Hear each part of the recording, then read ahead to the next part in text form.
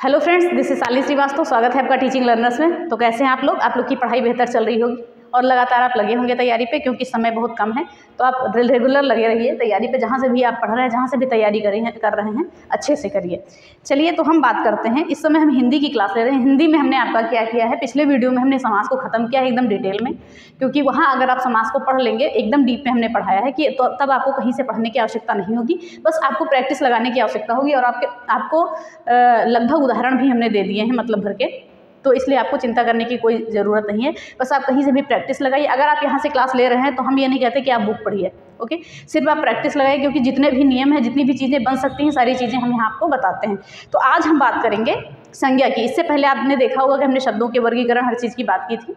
और शब्दों के वर्गीकरण में ही आप जाके देख लीजिएगा कि संज्ञा और संज्ञा, सर्वनाम, विशेषण, क्रिया किसके अंतर्गत आता है, ओके। तो ये चीज़ें हम देखेंगे और आज हम बात करेंगे संज्ञा की। तो हम स्टार्ट करने से पहले, तो अगर आप हमारे चैनल पर नए हैं तो प्लीज़ चैनल को सब्सक्राइब कर लीजिए और शेयर करिए ज़्यादा से ज़्यादा। अब हम बात करते हैं कि हम हिंदी पढ़ रहे हैं किसके लिए, KVS PRT के लिए हिंदी पढ़ रहे हैं। KVS PRT तो हमने नाम दिया है आपका, लेकिन जो सिलेबस है सब में है। देखिए, अगर आप ये सोच रहे होंगे कि संज्ञा, सर्वनाम, संधि कहीं लिखा नहीं है, तो आपका देखिए सिलेबस में आपका व्याकरण लिखा है, तो व्याकरण में सारी चीज़ें आ जाती हैं। अगर आपको ऐसा कुछ डाउट हो कि इसमें संज्ञा, सर्वनाम, संधि कुछ लिखा ही नहीं है और पढ़ा रहे हैं, तो ऐसा कुछ भी नहीं। जहाँ पर आपका व्याकरण लिखा है तो व्याकरण की सारी चीज़ें आपकी पूछी जाएंगी।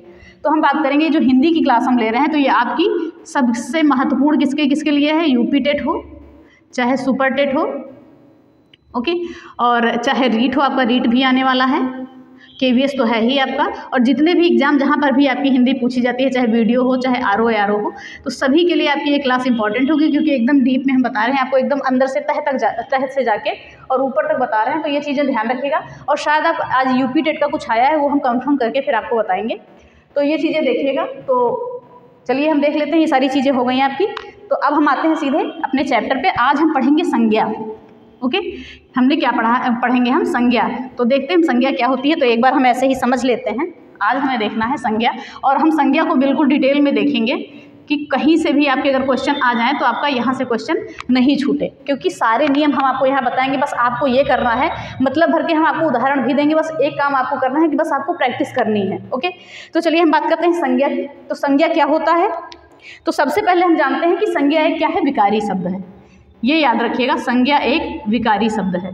संज्ञा एक विकारी शब्द है। हमने सबसे पहले वीडियो में ही आपको ये बताया था विकारी और अविकारी शब्दों के बारे में। तो देखिएगा, संज्ञा क्या है, एक विकारी शब्द है। विकारी का मतलब क्या होता है, अगर आप नहीं जानते हैं तो विकारी का मतलब ये जान लीजिए कि जिसमें परिवर्तन हो जाए, ओके। जिसमें क्या होता है, परिवर्तन हो जाए, वो आपका विकारी शब्द होते हैं। जिसमें परिवर्तन हो जाए, जिसमें परिवर्तन हो जाए, वो होते हैं आपके विकारी शब्द। ये चीज़ें आप याद रखिएगा। तो हमने क्या देखा, आ सकता है संज्ञा क्या है, एक विकारी शब्द है। और क्या है विकारी का मतलब, जिसमें परिवर्तन आपका हो जाए वो हो जाता है विकारी शब्द। अब हम बात करते हैं, संज्ञा दो शब्दों से मिलकर बना है, सम प्लस ज्ञा, ओके। अब हम बात करें इसका मतलब क्या होता है। संज्ञा किन शब्दों से मिलकर बना है, दो शब्दों से मिलकर बना है, सम प्लस ज्ञा।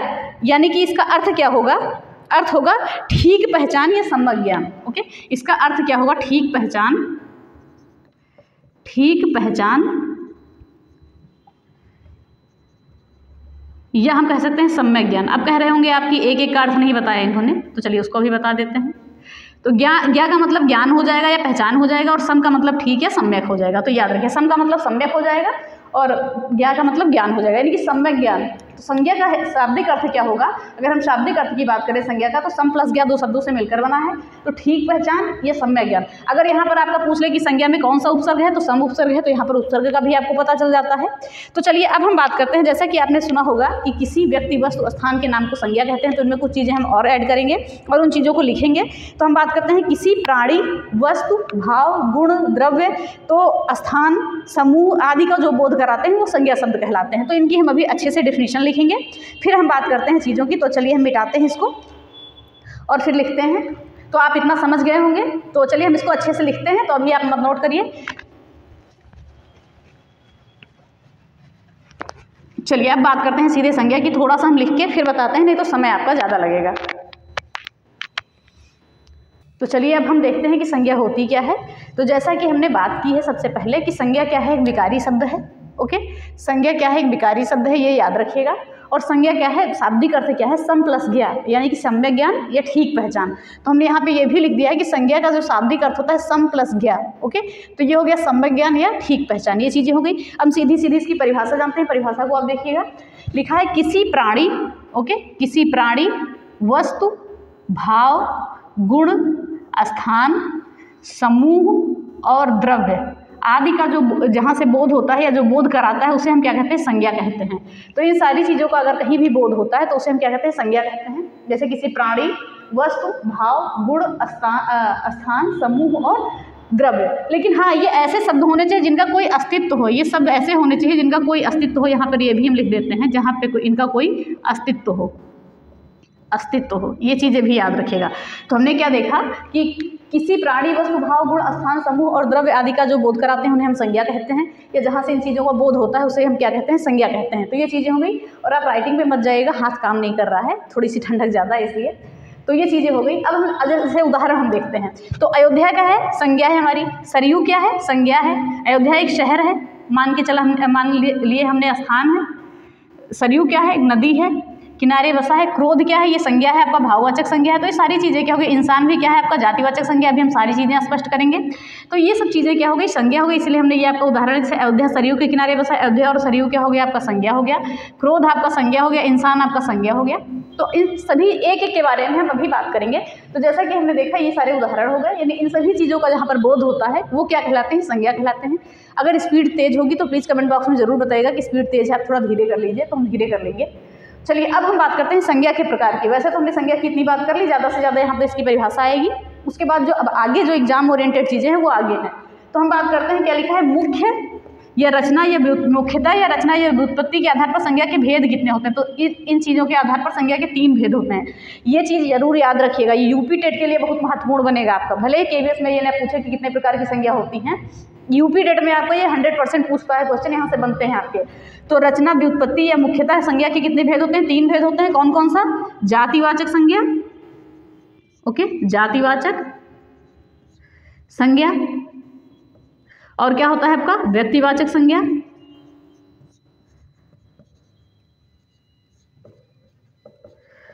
क्या क्या होता है, जातिवाचक संज्ञा, व्यक्तिवाचक संज्ञा, और क्या होता है, भाववाचक संज्ञा। भाववाचक संज्ञा, ये 3 प्रकार होते हैं। अब आप सोचते होंगे कि और चीज़ें कहाँ गई, ओके, अब आप सोच रहे होंगे कि और चीज़ें कहाँ गई, इन्होंने तो 3 ही बताया। तो जो और बाकी संज्ञा है वो हमारे कहाँ आ जाती है, जातिवाचक संज्ञा में। कौन कौन सी आ जाती है, जातिवाचक संज्ञा में हमारी क्या आ जाती है, द्रव्यवाचक और समूहवाचक संज्ञा। तो ये सब चीज़ें याद रखिएगा, समूहवाचक। अगर कहीं इन सभी चीज़ों को मेंशन कर दे कि मुख्यतः, रचना या व्युत्पत्ति के आधार पर संज्ञा के कितने भेद होते हैं, 3 होते हैं। अगर वैसे पूछा जाए संज्ञा के भेद कितने होते हैं, तो 5 होते हैं। इन सभी 5 को आपने जान लिया। तो वैसे जो होते हैं संज्ञा के 5 भेद होते हैं। तो उनके 5 भेद यानी कि जातिवाचक संज्ञा, व्यक्तिवाचक संज्ञा, भाववाचक संज्ञा, द्रव्यवाचक संज्ञा, समूहवाचक संज्ञा। ये सारी क्या हो गए, ये 5 क्या हो गई आपकी मुख्य भेद हो गए, ये भेद हो गए आपकी संज्ञा के। तो सीधे सीधे जो लाइनें लिखी हैं उसे स्पष्ट करिए, उसे नोट करिए, उसे ध्यान में रखिए कि चीज़ें यहाँ से कहीं भी आपकी गलत ना हुई। अगर यूपी टेट में जहाँ की हमने बात की थी कि 1/4 होगा, और वहाँ से भी 1/4 आपका लेता है, तो हिंदी में आपके 30 में 30 यहाँ की गारंटी लीजिए कि 30 में 30 यहाँ के आएंगे आपके, ओके। और यहाँ से आप अगर मन से पढ़ रहे हैं, नोट्स बना रहे हैं, रेगुलर लगे रह रहे हैं, तो आपका 30 में से 29 नंबर नहीं आएगा, ये गारंटी मेरी है आपकी, ओके। हम साहित्य भी पढ़ाएंगे, अभी आने दीजिए समय, सभी चीज़ें पढ़ाएंगे। तो हमने क्या देखा, मुख्य, रचना, व्युत्पत्ति के आधार पर संज्ञा के 3 भेद होते हैं, जातिवाचक संज्ञा, व्यक्तिवाचक, भाववाचक संज्ञा। और जातिवाचक में हमने द्रव्यवाचक और समूहवाचक को रखा है, और बाकी ओवरऑल हमारे 5 होते हैं। तो इन सभी 5 को हमने देखा। अब हम एक एक संज्ञा को देखते हैं। तो एक एक संज्ञा में क्या हम देखते हैं, सबसे पहले हम देखते हैं जातिवाचक को, फिर देखेंगे व्यक्तिवाचक, भाववाचक, सभी को हम देखेंगे आसानी से, आसान उदाहरणों के साथ। आसान उदाहरण नहीं जो आपके एग्जाम में पूछे जाते हैं, एग्जाम ओरिएंटेड उदाहरण के साथ। और जो आपके डीप से, हम एकदम डीप से चीज़ों को पढ़ेंगे। आप जो भी चैप्टर आप देखेंगे, हम एकदम डीप से आपके पढ़ेंगे और एकदम अपर लेवल तक जाएंगे कि जहाँ से आपके क्वेश्चन बन सकते हैं, वहाँ से कहीं बाहर ना जाए, ओके। तो चलिए हम आते हैं, देखते हैं व्यक्तिवाचक संज्ञा को, जातिवाचक संज्ञा को।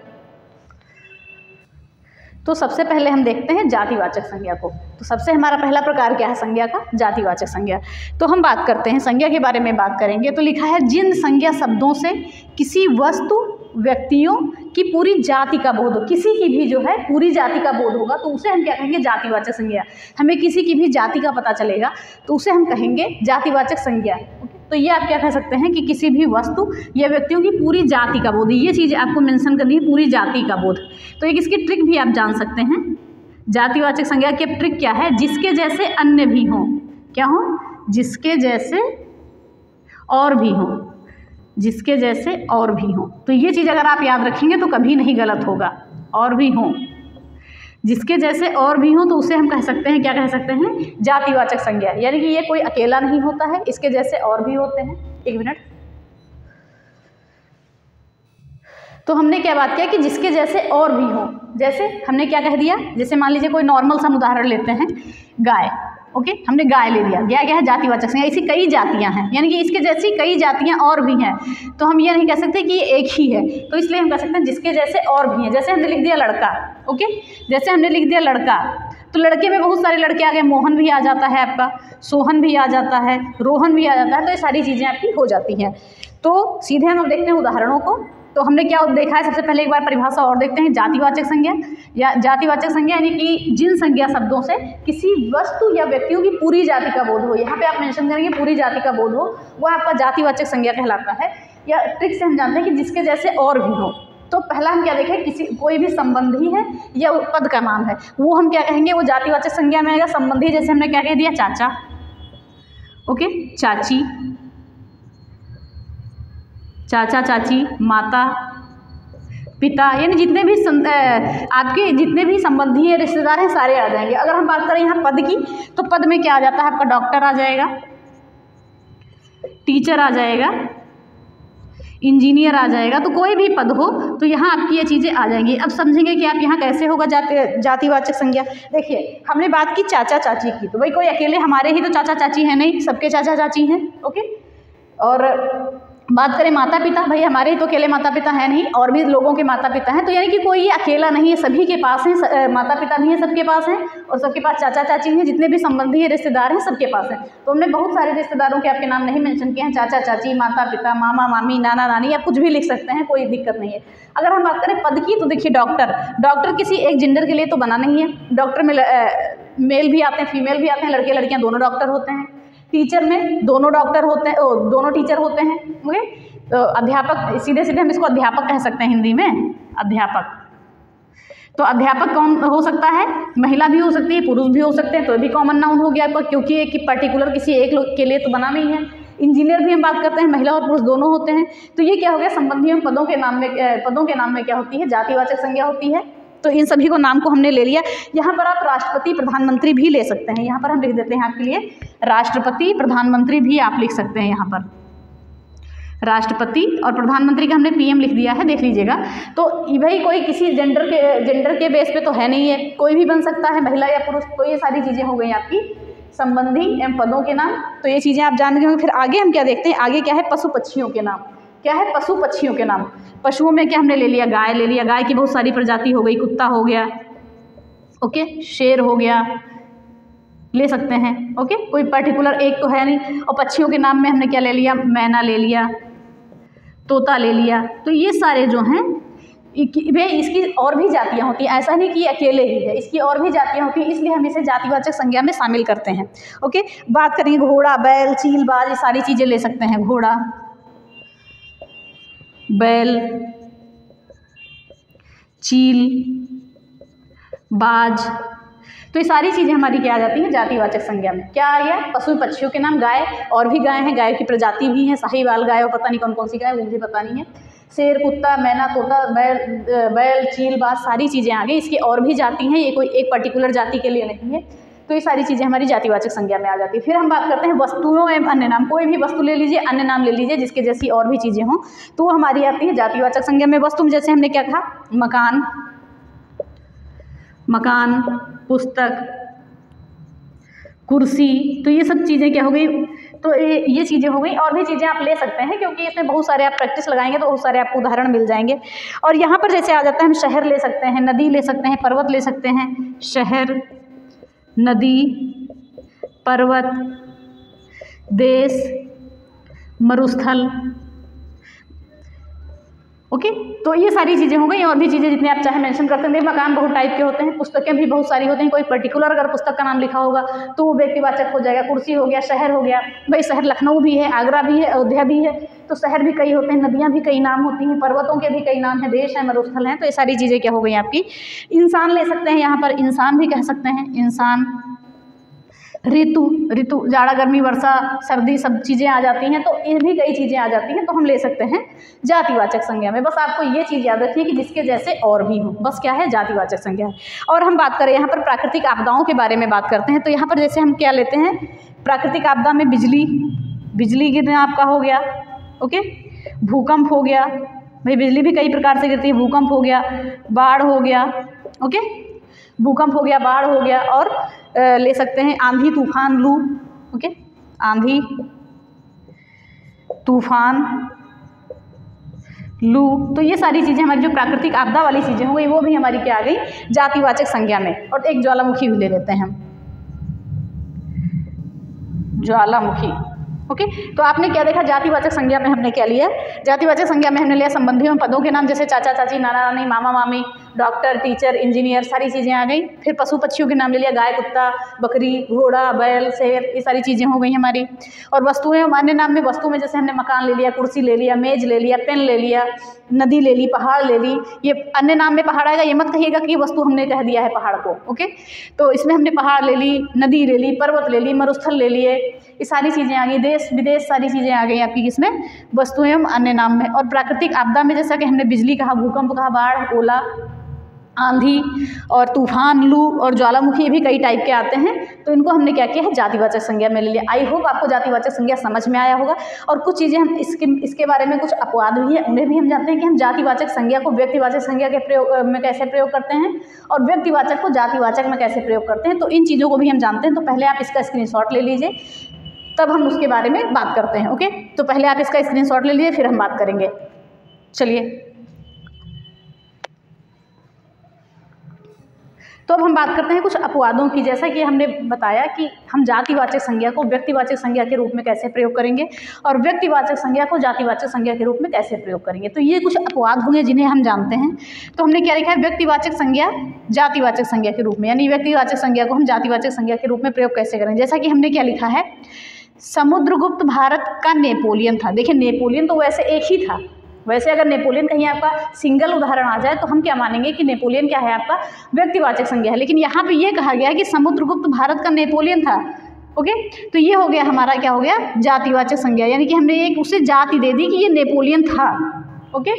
जैसे कि हम क्या कहते हैं कि स्मृति मंधाना लेडी तेंदुलकर हैं, तो हमने क्या दिया, एक उनको नाम दे दिया, ओके। कोई पर्टिकुलर वो तेंदुलकर नहीं है, लेकिन हमने उन्हें नाम दे दिया, तो वो क्या हो गया, एक जातिवाचक संज्ञा हो गया। तो हमने पहले देखा कि समुद्रगुप्त भारत का नेपोलियन था, क्योंकि नेपोलियन वैसे एक ही था, सिंगल उदाहरण आएगा तो हम नेपोलियन को व्यक्तिवाचक संज्ञा लगाएंगे। लेकिन यहाँ समुद्रगुप्त को संज्ञा दी गई है, किसकी, नेपोलियन को, यानी कि समुद्रगुप्त नेपोलियन जैसा था, ओके।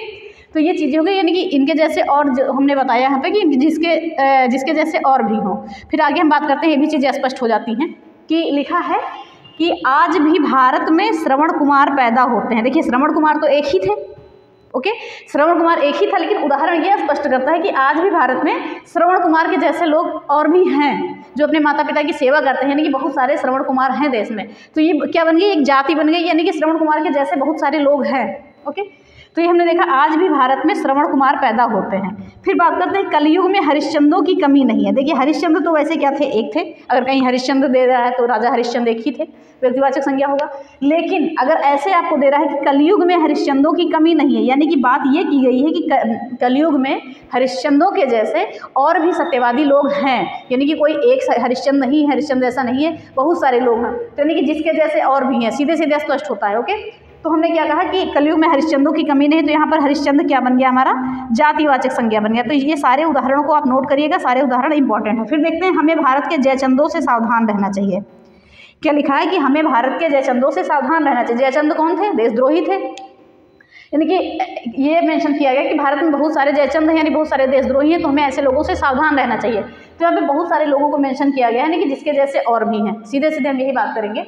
तो ये हो गया कि हमें भारत के जयचंदों से सावधान रहना चाहिए। तो ये हो गया। देखिए जयचंद वैसे क्या था, जाति व्यक्तिवाचक संज्ञा था और यहाँ पर हमने उसे जातिवाचक संज्ञा में प्रयोग किया, इसलिए ये अपवाद बन गया। तो ये क्या हो गया, एक बार हम और देखते हैं। अपवाद क्या हमने देखा है कि व्यक्तिवाचक संज्ञा को हमने जातिवाचक संज्ञा के रूप में प्रयुक्त किया है। जैसे समुद्रगुप्त भारत का नेपोलियन था, आज भी भारत में श्रवण कुमार हैं, कलयुग में हरिश्चंद्रों की कमी नहीं है, हमें भारत के जयचंदों से सावधान रहना चाहिए। जिस पे हमने किया है, मेंशन किया है, जिसे मार्क किया है, वही चीज़ें जातिवाचक संज्ञा हैं आपकी, ये चीज़ें नहीं है, समुद्रगुप्त नहीं है।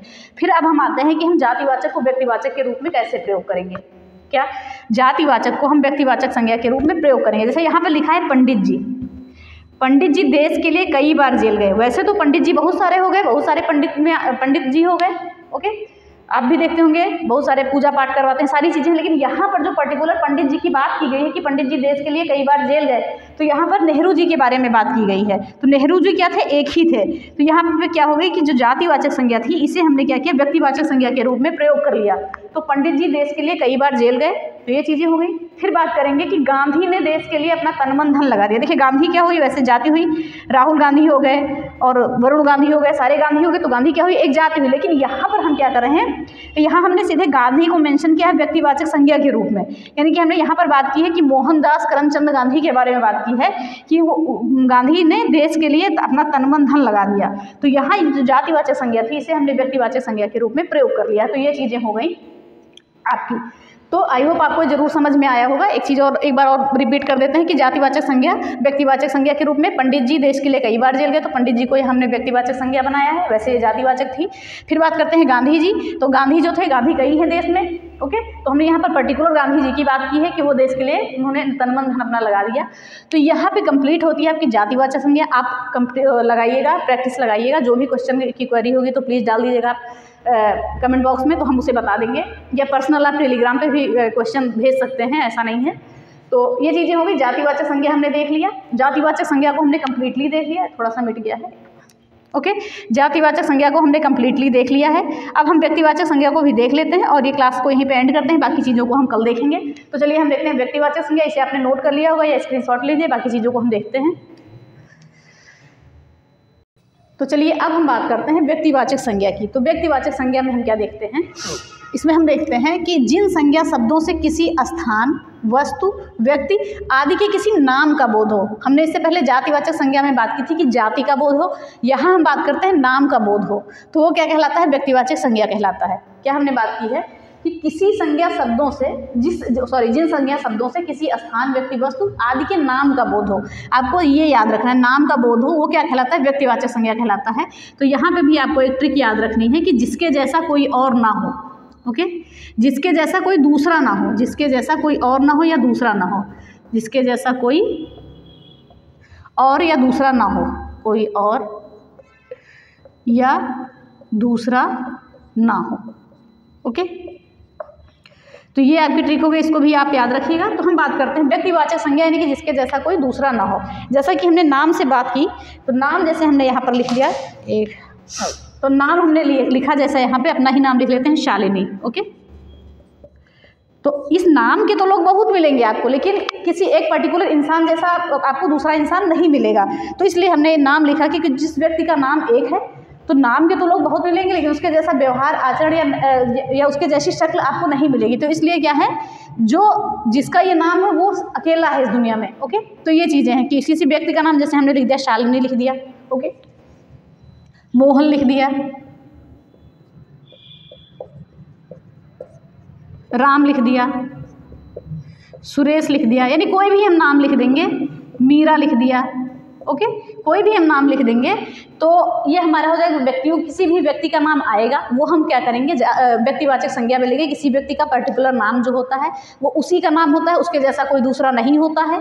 तो हम ये मान लेंगे कि इसके जैसा कोई दूसरा नहीं होता है। जैसे कि हमने लिया सुरेश, सुरेश कोई इंसान है, सुरेश के जैसा कोई दूसरा नहीं है। नाम के तो बहुत लोग हैं, लेकिन सुरेश जैसा कोई दूसरा इंसान नहीं है, पर्टिकुलर सुरेश ही उसकी एक पर्सनालिटी है। तो ये क्या होगा, उसके जैसा कोई दूसरा नहीं है, तो इसलिए हम क्या करेंगे, ये व्यक्तिवाचक संज्ञा है। फिर बात करते हैं हम, देखिए हमने बात की है यहाँ पर किसी भी देश का नाम, नदी का नाम, झील का नाम, पर्वत का नाम, मरुस्थल का नाम, तो ये सब क्या हो जाएगा, आदि का नाम क्या हो जाएगा, व्यक्तिवाचक। देश का नाम जैसे हमने ले लिया भारत, अब भारत के जैसा कोई दूसरा देश है नहीं है। नदी का नाम, नदी में हमने ले लिया गंगा, गंगा की जैसी कोई दूसरी नदी है नहीं है, केवल गंगा अकेली नदी है। झील, जैसे हमने यहाँ पर ले लिया चिल्का झील, चिल्का झील एक ही है, ओके, चिल्का झील। और हम बात करते हैं यहाँ पे पर्वत का, तो कोई भी आप पर्वत ले लीजिए, हिमालय पर्वत ले लेते हैं, हिमालय एक ही है, ओके। जैसे यहाँ पर बात किया मरुस्थल की, तो हमने यहाँ पे थार ले लिया। तो जो चीज़ें हैं वो अकेली, यानी जिनका कोई पर्टिकुलर नाम है, उसके जैसा कोई दूसरा नहीं है, वो चीज़ें हमने यहाँ पर ली। देश, नदी, पर्वत, झील आदि का नाम, क्योंकि आप जो भी चीज़ें यहाँ पे छूट भी जाएंगी तो आप ये चीज़ें याद रखिएगा कि उसके जैसा कोई दूसरा नहीं है, तो वो चीज़ें क्या हो जाएंगी, आपकी व्यक्तिवाचक संज्ञा हो जाएंगी, ओके। अब जैसे हमने कहा ग्रंथों के नाम, तो ग्रंथ में हमने क्या लिया, रामायण ले लिया, ओके। अब रामायण एक ही ग्रंथ है, कोई दूसरा ग्रंथ तो है नहीं, महाभारत ले लेते हैं हम, कुरान ले लेते हैं, बाइबल ले लेते हैं, और भी जितने ग्रंथ हैं हम ले सकते हैं, कोई दिक्कत नहीं है उसमें। तो ये सारे क्या हो जाएंगे, ये भी हमारे व्यक्तिवाचक संज्ञा। और जैसे हमने बात किया दिन और महीनों के नाम, दिन यानी कि सोमवार, भाई सोमवार तो दिन एक ही है, मंगलवार, तो ये दिन के नाम हम ले सकते हैं, ओके, दिन के नाम ले सकते हैं। या दिया है महीनों के नाम, तो जनवरी, फरवरी, तो ये सारी चीज़ों को हम ले सकते हैं, जनवरी, फरवरी, मार्च, ओके। और कोई कोई जो पर्टिकुलर तारीख है आपकी, उसको भी हम व्यक्तिवाचक संज्ञा के रूप में ही लेंगे। जैसे कि पर्टिकुलर तारीख आपकी क्या हो गई, एक विशेष तारीख क्या होगी, 15 अगस्त, तो हम ले सकते हैं इसे व्यक्तिवाचक संज्ञा में। 26 जनवरी, इसे भी हम व्यक्तिवाचक संज्ञा के रूप में ले सकते हैं। 2 अक्टूबर को भी ले सकते हैं, ओके। तो ये चीज़ भी आप ध्यान में रखिएगा, इसको भी हम व्यक्तिवाचक संज्ञा के रूप में लिख सकते हैं, क्योंकि ये कोई विशेष तारीख है, कोई विशेष तारीख है, तो हम इसे ले सकते हैं। 2 अक्टूबर नहीं लेते हैं, चलिए 2 अक्टूबर भी ले लेते हैं, ये भी एक विशेष तारीख ही है आपकी, ओके। तो ये चीज़ें हो गई। तो फिर से हम एक बार देखते हैं व्यक्तिवाचक संज्ञा होती क्या है। तो व्यक्तिवाचक संज्ञा होती है कि जिन संज्ञा शब्दों से किसी व्यक्ति, वस्तु, स्थान या आदि किसी के भी हो नाम का बोध हो, हम बात करेंगे नाम का बोध हो। तो ट्रिक हमने बात की है कि जिसके जैसा कोई और ना हो, वो क्या कहलाएगी, व्यक्तिवाचक संज्ञा कहलाएगी। जैसा कि हमने लिखा किसी भी व्यक्ति का नाम है, कोई भी व्यक्ति है, उस नाम का, वो नाम तो कई है लेकिन उस नाम का, जैसे मेरा नाम शालिनी है, तो हम एक पर्सनालिटी है मेरी, वो अलग है, ओके। तो मेरे जैसा कोई नहीं है, नाम के बहुत लोग हैं लेकिन मेरा जैसा कोई नहीं है, इसलिए हमने कहा व्यक्तिवाचक संज्ञा हो गया। अब देश, नदी, झील, पर्वत किसी का भी पर्टिकुलर नाम है, जैसे हिमालय पर्वत है तो हिमालय पर्वत कहीं और नहीं है, सिर्फ अकेला पर्वत है। भारत, हमने देश का नाम लिया, भारत कहीं और नहीं है। शहर लखनऊ कहीं और नहीं है। तो ये सारी चीज़ें हो गई, जिसका कोई पर्टिकुलर नाम होगा वो व्यक्तिवाचक संज्ञा होगा। फिर बात करते हैं ग्रंथों के नाम, रामायण, महाभारत, बाइबल, कुरान, ये सारी चीज़ें आ जाएंगी। तो ये हो गया आपके। फिर दिन और महीनों के नाम, सोमवार, मंगलवार, जनवरी, फरवरी, मार्च, अप्रैल, और कोई पर्टिकुलर तारीख है आपकी 15 अगस्त, 26 जनवरी, ये भी आपकी क्या हो जाएगी, व्यक्तिवाचक संज्ञा हो जाएगी, ओके। तो ये होती है आपकी, हमने खत्म कर दिया जातिवाचक संज्ञा और व्यक्तिवाचक संज्ञा, और कल हम पूरी संज्ञा को खत्म कर देंगे, बहुत थोड़ा सा बचा हुआ है, ओके। आज बहुत लंबी वीडियो हो जाती है इसलिए पूरी संज्ञा को हमने नहीं पढ़ाया। तो आज आपकी ये संज्ञा की 2 प्रकार हो गए आपके, जातिवाचक और व्यक्तिवाचक, और बाकी तीनों को हम कल खत्म करेंगे। तो कमेंट बॉक्स में ज़रूर बताइएगा क्लास कैसी लगी। और यहाँ पर आपको जो चीज़ें हैं डीप से पढ़ाई जा रही हैं, तो ये चीज़ें याद रखिएगा कि आपको अलग से भटकने की ज़रूरत नहीं है, सिर्फ आपको प्रैक्टिस करने की ज़रूरत है। अगर आप हमारे चैनल पे आते हैं तो आपका सिलेबस कंप्लीट कराया जाएगा, ये आप ध्यान रखिएगा, ओके। तो ये चीज़ें हो गई। तो चलिए इसी के साथ हम वीडियो खत्म करते हैं। तो वीडियो को प्लीज़ लाइक करिएगा, शेयर करिएगा और चैनल को सब्सक्राइब करिएगा। हाँ, एक बात और, अगर आप पेडागोजी में यूनिट 5 पढ़ना चाहते हैं, यूनिट 5 की हम बात करेंगे, पेडागोजी में अगर आप यूनिट 5 पढ़ना चाहते हैं तो आप हमारे इस वीडियो की डिस्क्रिप्शन में जाएंगे और यहाँ आपको RTE 2009 पूरा डिटेल में भी धाराओं के साथ, धारा हो गई, आपके अध्याय हो गए, सभी चीज़ों के साथ पढ़ाया गया है, और NEP भी पढ़ाया गया है, ओके। और हम NCF भी बात करेंगे, NEP 2020 भी आपको पूरी डिटेल के साथ पढ़ाई गई, क्या क्या चीज़ें हैं। NCF की भी बात करेंगे लेकिन अभी नहीं, बाद में। अभी हमारा हिंदी चलेगा, हिंदी हम पूरा करवा देंगे आपकी, चाहे KVS हो, चाहे UP टेट हो, चाहे सुपर टेट हो या रीट हो, कहीं से भी अगर एक प्रश्न आपका बाहर जाएगा तो आप बताइएगा, ओके। तो सिलेबस हम कंप्लीट कराएंगे। ये आप अगर रिस्पांस दे रहे हैं तो अच्छी बात है, नहीं दे रहे हैं तो कोई बात नहीं है, बस आपसे उम्मीद ही की जा सकती है कि आप रिस्पांस देंगे। तो अगर आप सपोर्ट करेंगे तो ज़्यादा अच्छा रहेगा। तो चलिए इसी के साथ वीडियो खत्म करते हैं। धन्यवाद, जय हिंद।